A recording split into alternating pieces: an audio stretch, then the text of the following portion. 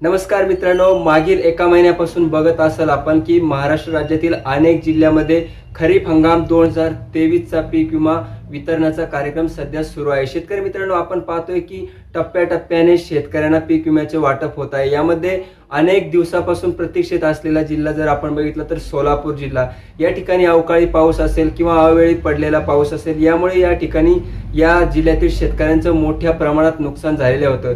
गेल्या कित्येक दिवसापासून सोलापूर जिल्ह्यातील शेतकरी हे पीक विम्याची आतुरतेने वाट पाहत होते व अखेर कालपासून म्हणजेच 11 जून पासून या जिल्ह्याच्या पीक वितरणास सुरुवात करण्यात आलेली आहे।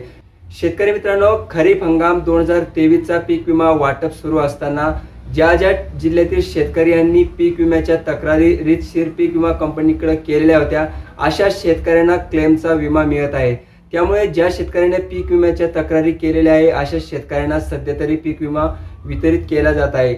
ज्यावेळेस शेतकरी यांचे जे काही महसूल मंडळे असेल सरसगट पीक विम्यासाठी पात्र केले जातात, त्यावेळेसच इतर शेतकऱ्यांना जो उर्वरित पीक विमा असतो तो मिळत असतो। त्यामुळे सध्या तरी क्लेमचा विमा शेतकऱ्यांना मिळत आहे। शेतकरी मित्रांनो, खरीप हंगाम 2023 च्या संदर्भात वेळोवेळी अपडेट आपण आपल्या चॅनलच्या माध्यमातून देत आलो आहेत।